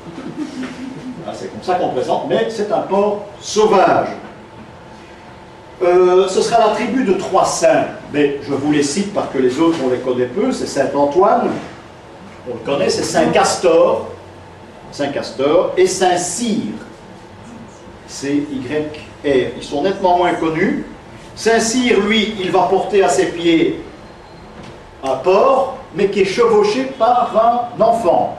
C'est très curieux, il n'y en a pas beaucoup, mais quand c'est Saint-Cyr, en général, il est représenté comme cela. Alors, c'est le compagnon de Saint-Antoine, qui a le tau, si vous le voyez, sur son épaule. Dans le fond, c'est une équerre, hein, le tau. Ça, je vous ai expliqué. C'est lors d'une excursion, je crois. C'est le tau, c'est l'équerre qui permet aux architectes de construire les ponts. On ne peut pas faire de pont sans équerre. Hein, et voilà. Étant donné qu'on a pris son nom dans une congrégation, voilà pourquoi vous verrez ce tau sur l'épaule, entre autres, sur l'épaule de Saint-Antoine. Tau qui aura des références dans l'Apocalypse. Ça, nous verrons après les vacances. Le porc représente l'initié. Pourquoi? Mais parce qu'il mange les glands du chêne. Le chêne, c'est l'arbre de la connaissance. Donc le porc, automatiquement, est assimilé à l'initié et à l'initiation. Donc le porc, c'est quelque chose de sacré. Le saint Castor en question, eh bien, il abrite un sanglier. Sous son grand manteau, c'est un sanglier, qui a la même valeur que le porc sauvage, bien sûr. Que veut dire cette représentation de saint Castor? Eh bien, c'est en cas d'inquisition, en cas de poursuite aux initiés, ils peuvent trouver auprès de saint Castor un refuge. Dans une église Saint-Castor, par exemple. Et si on a donné le nom à cette église Saint-Castor, c'est qu'il y a des raisons. Des raisons en rapport avec ses attributs. Mais ici, ça devient très complexe. Saint-Cyr, eh bien là, c'est encore plus curieux. Cyré S-C-I-R-E en latin, ça veut dire savoir. Donc Saint-Cyr, c'est un jeu de mots, c'est le saint, c'est celui qui sait. Celui qui a été initié, qui a le savoir. Donc on tourne autour du porc sauvage et du sanglier, hein, on tourne autour avec le savoir, la connaissance et l'initiation. Donc ici, l'animal, vu de façon différente, aura la même valeur. Voilà encore un Saint-Antoine. Cette fois, il tient la croix, c'est du XVIIIe siècle. C'est très facile à découvrir les saints du XVIIIe parce qu'ils ont toujours un petit pas de danse.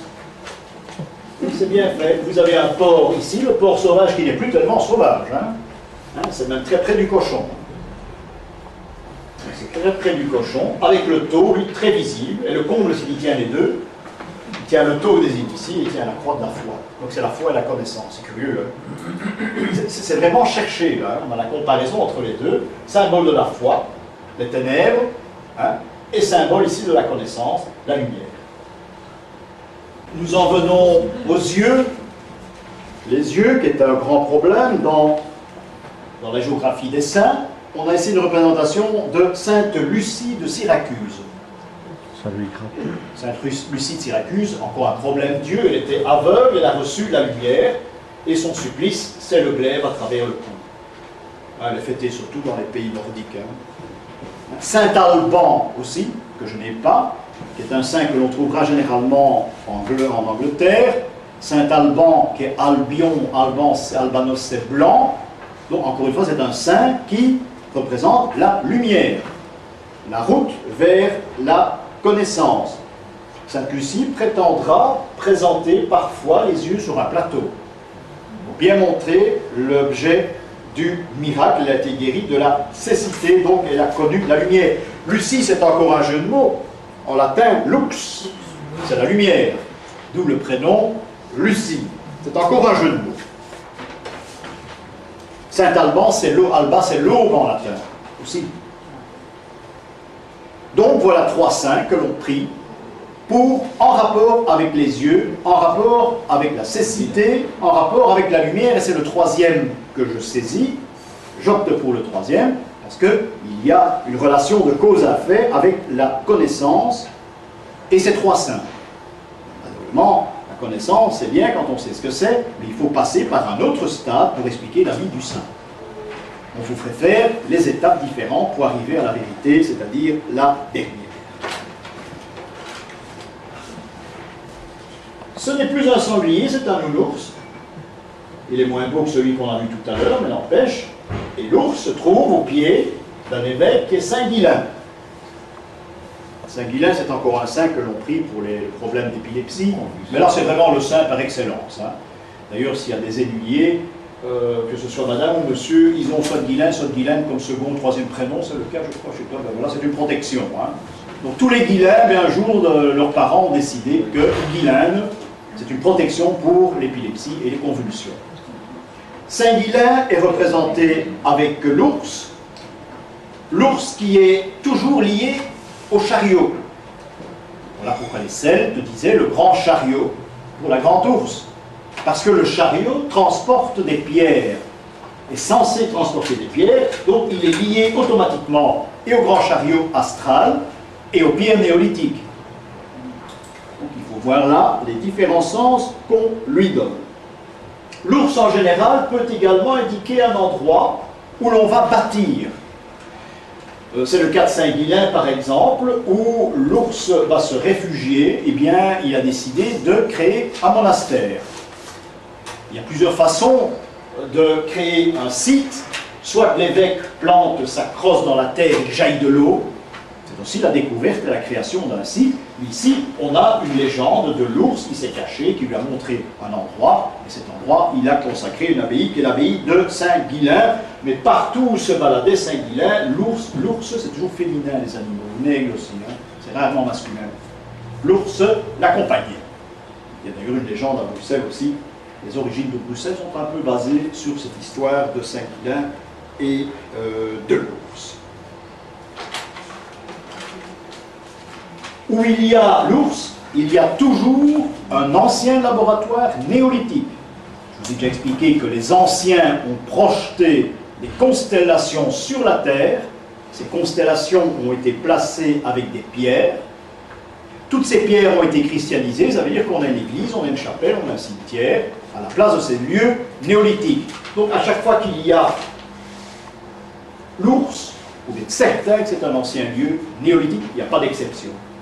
Hein, c'est le cas Beersel par exemple, alors là même le mot Beer est dans le nom du village, ça devait être un laboratoire néolithique extraordinaire, et en plus Beersel est sur une colline, ce qui n'enlève rien, il devait y avoir beaucoup d'intérêt, beaucoup de choses à découvrir là. Ici nous avons une autre légende, un autre personnage qui est Saint Remacle, évêque également, hein, Saint Remacle qui se trouve ici avec un loup. Le loup qui va l'aider à transporter les pierres pour la conception de son abbaye. C'est vu ici d'une autre façon, la légende est différente. Je crois que le loup a mangé l'ours ou l'âne, je ne sais plus. Le loup avait mangé l'âne et pour le punir, il a condamné, c'est celui qui là. a porté. Oui. Curieusement, la même légende à Jumièges, en Normandie. Exactement la même légende. Oui. Donc Saint-Cyr est important. Saint-Cyr, j'ai un exemple, mais je n'ai pas de dia malheureusement. Il y a un exemple, si vous allez un jour à Saint-Amand, dans le nord de la France, il y a une magnifique abbaye en 1000 morceaux, en ruine, mais les ruines sont splendides. On a déjà été voir ça, on devrait retourner. Et sur la Grand Place, il y a un cabaret à proximité de la Grand Place qui s'appelle Au Cochon Scié. Scié glacis, oui c'est très curieux, hein. Au Cochon Scié. Et il faut analyser ça par là. Le Picard d'abord, c'est pas scier avec la scie, ça n'a aucun sens. En Picard, scier c'est soyer. Soyer, impératif. C'est scier en Picard. Donc il y a déjà une transformation à faire, il faut savoir de quoi on parle ici. Et il y a indiqué « soyons d'accord ». Donc le cochon scié, et en dessous il y a une devise « soyons d'accord ». Le « soyons d'accord », c'est « sillons d'accord ». Ça vient de Saint-Cyr, dont je vous parlais tout à l'heure, c'est-à-dire le savoir.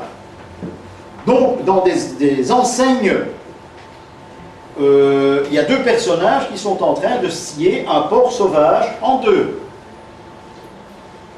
Donc c'est une connaissance dans le fond que l'on détruit. Deux personnages sont d'accord pour chasser, ils scient le porc pour chasser la connaissance. Hein, scierer en latin c'est la connaissance, c'est le savoir. Donc voilà, par le biais d'une enseigne, d'un établissement, hein, et même de l'autre côté, si j'ai bon souvenir, c'est un âne et un singe qui scie le cochon. Voilà, ça me revient. J'ai pas de dia, c'est bête, j'ai cherché, vous savez. Donc c'est un âne qui a tout à apprendre et qui peut apprendre. Un singe qui fait le guignol, qui ne sait rien, qui ne saura jamais rien, tellement ses oreilles sont petites. Et ici, la connaissance, ici, un cochon en deux. C'est marrant, c'est un cabaret. Au cochon scié. Ce qui veut dire que c'est un avertissement. Ce cabaret existait au Moyen-Âge, mais c'est un avertissement. Faites gaffe ici, à Saint-Amand-les-Eaux, vous risquez votre peau si vous le savez. C'est pas ici qu'il faut chercher la connaissance, vous allez ailleurs. C'est un danger. On annonce le danger. Comme on annonçait le danger en entrant dans les cathédrales, on en a vu quelques exemples. Mais ici, c'est un cabaret qui se trouve sur la place. L'abbaye, malheureusement, n'existe plus, mais je vous recommande d'aller à Saint-Amand-les-Eaux. Les ruines sont très belles. C'est pas tellement loin d'ici. Les ruines sont très belles. Donc voilà un singe, voilà un âne qui scie la connaissance, aussi le cochon en deux morceaux.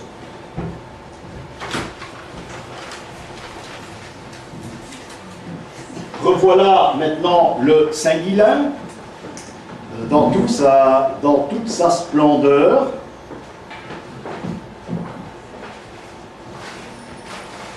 On en raconte beaucoup, hein. C'est vraiment pas rare.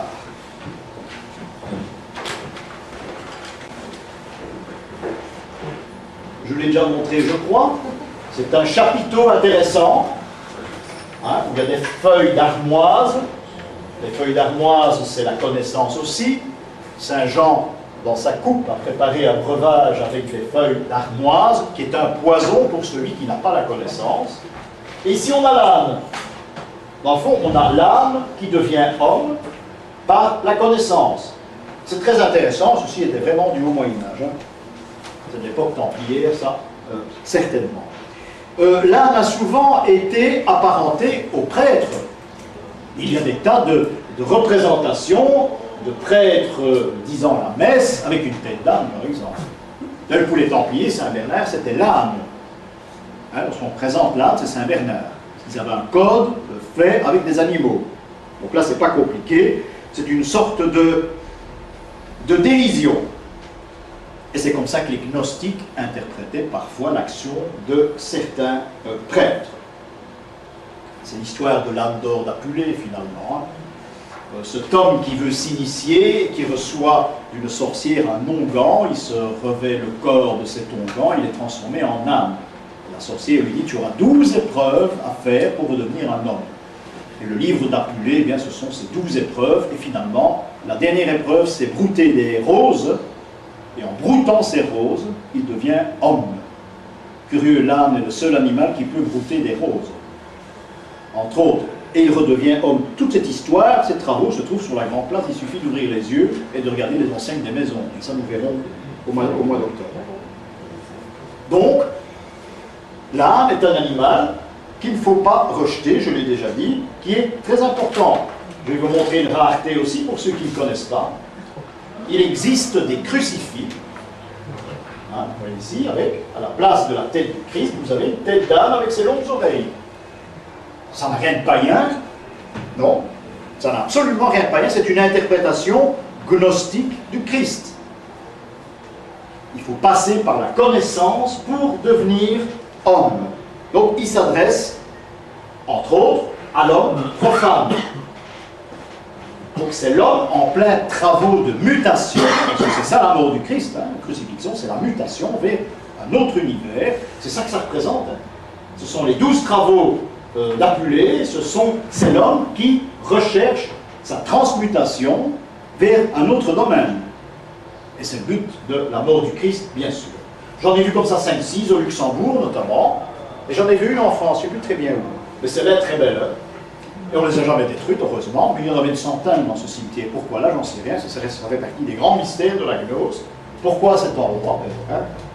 C'est à Keulen, Luxembourg. C'est aussi un avertissement.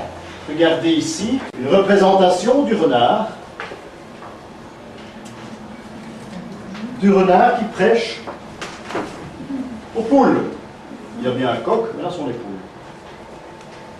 C'est aussi un signe important de danger. C'est que le renard finira par les croquer, les poules. Hein. Donc il est habillé en homme du clergé et il enseigne. Il enseigne, ça fait partie d'un code, bien sûr, puisque le vainqueur sera le coq. Hein, chante clair dans le code du roman de renard, parce que dans le roman de renard, on a choisi, qui est écrit par un Templier, par Nivard, dans le roman de renard, on va choisir des animaux. Les Templiers auront 3 codes que personne ne connaît. Hein, on le connaît maintenant parce qu'on a étudié, dont le roman de renard. Tous les animaux auront le nom d'un personnage, et ce seront les troubadours, lorsqu'il se passera un fait politique avec les Templiers, ou même religieux, ce sont les troubadours qui vont composer des chansons, y aller de cours en cours. Troubadour peut aller partout, quand ami, quand ennemi, comme les ralbistes, aucun problème. Donc il va s'exprimer avec une chanson de geste où il va mettre en scène des animaux. Et c'est comme ça que certains personnages privilégiés dans les cours auront une connaissance de ce qui se passe chez les Templiers. C'est comme ça qu'on apprendra que Richard Cœur de Lion a été fait prisonnier, par exemple. Ce sera un troubadour qui va composer tous les animaux, mais il parlera de lion, etc. Il fera une très belle femme, on saura exactement ce qui s'est passé, qu'il a été emprisonné, qu'il s'est évadé. C'était ça, la façon des Templiers de lancer leur message. Il y a encore d'autres systèmes, en passant par la cryptographie notamment. Donc, les poules, ça parle beaucoup, ça caquette. Hein. On dit, ne faites pas comme elles, parce qu'elles caquettent, elles parlent, elles ne savent pas à qui elles s'adressent, elles vont se faire croquer.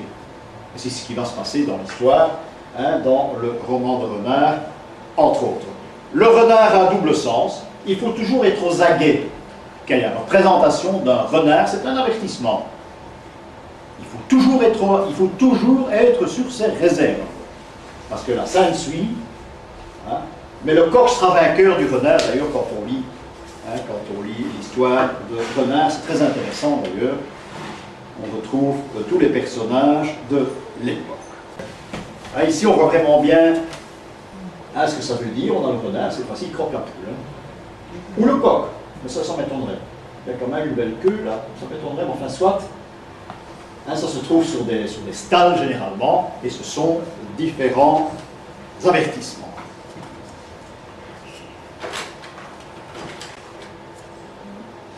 Voilà ici cette représentation qui est unique, qui a été faite sur les chemins de Compostelle. On voit parfois également des femmes représentées dans le même style, sur des chapiteaux, qui scient l'oreille du diable. Chaque fois qu'il y a une expression de scier, c'est le savoir. Ça n'a rien à voir avec le si, ça c'est une interprétation très terre à terre, hein, qu'on nous enseignait, mais si c'est le savoir. Je vous l'ai dit, scire en latin, c'est savoir connu. Ce qui est connu, la connaissance. Donc ici on a cette représentation, encore une fois, relative à l'Andor d'Apulée, où on a l'homme, hein, transformé en âme, et qui après ces 12 épreuves a reçu l'initiation, la connaissance, et il a des lunettes. Donc, moralité, si vous voyez des représentations sculptées anciennes, ou bien des tableaux où des personnages sont représentés au Moyen-Âge portant des lunettes, ça a chaque fois rapport à l'initiation. Ce sont des gens qui savent, qui ont la maîtrise, ont été initiés.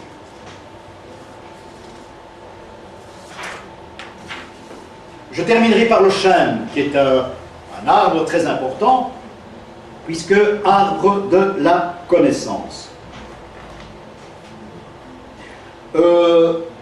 Le renard a d'ailleurs été piégé, on l'a attaché à un chêne, et il a été piégé de cette façon-là, c'est comme ça que va finir notre renard en question. Le chêne est un arbre qui représente la connaissance, je vous l'ai dit pourquoi tout à l'heure. Je vous ai parlé de pierre néolithique, cette pierre qui est plantée à un endroit précis, au moment où l'homme cherche un point vital. Un point vital, ce sera une pierre, c'est un repère. Je vous ai parlé de ce mur celte qu'on n'a jamais vu en voyage, bien malheureusement, parce qu'il a été détruit, moi je l'ai vu il y a 15 ans. 78 km de mur, et des deux côtés, ils ne sont pas ennemis, ils sont amis. Alors on ne peut pas dire que c'est un mur de défense, c'est un repère pour beaucoup de monde. Ici, la pierre, à proprement parler, est un repère, mais comme on ne peut pas représenter la pierre en symbolique, la pierre a été remplacée par l'arbre. L'arbre est devenu le point d'attache de l'homme. Cet arbre, vous me voyez venir, c'est l'arbre de la connaissance. Il a appris, il s'est initié, il a un point d'attache bien précis qui est l'arbre. L'arbre de la connaissance, c'est celui qu'on a dans le paradis. Hein, c'est celui où il y a un homme qui est à moitié nu, une femme à moitié nue et un serpent avec une tête d'homme qui grimpe sur le même arbre et qui va donner un fruit à Ève. Ève va donner le même fruit à Adam. En tenant compte que Adam et Ève ne sont pas nos premiers parents, parce que c'est là que l'erreur, tout le monde fait cette erreur, et que Ève tient dans les mains un fruit que l'on ne connaît pas en Judée et dont on ne parle pas dans la Bible. Vous ne verrez pas de mots pommes dans la Bible, vous pouvez toujours aller. Hein. Donc, il y a là une interprétation qui nous est fidèle, qui a été rédigée par nous et pour nous, et ce qui nous prouve bien, encore une fois, que nous n'avons pas reçu un message, une doctrine judéo-chrétienne, c'est tout à fait faux, ça, ceux qui racontent ça, ils ne savent pas ce qu'ils disent. On a reçu une doctrine, une tradition celtique, par la pierre, par l'arbre. Et tout ce qu'on va rencontrer dans notre enseignement religieux depuis Adam et Ève, pour nous, est un enrichissement celtique, une doctrine qui vient de chez nous. Et tous les mots et toutes les situations le prouvent. On est presque parti dans la philosophie ici, mais c'est par là que je voulais terminer, pour vous donner l'importance de l'arbre, du chêne, qui est le roi des arbres, parce que c'est l'arbre sous lequel les druides faisaient d'ailleurs leurs incantations, entre autres. Mais arbre et pierre, il faut prendre maintenant, dorénavant, comme un point vital. C'est là que l'homme va s'accrocher, tout l'avenir de l'homme va dépendre de la pierre, et ensuite de l'arbre. Chaque représentation d'arbre dans une église, que ce soit le paradis terrestre ou un autre, c'est un point vital. Oui, l'homme ou la femme, hein, c'est un point vital reconnu par l'homme. Sans ce point de repère, il ne peut pas vivre. Je vous remercie pour votre bonne attention et je vous souhaite un bon week-end et des bonnes vacances.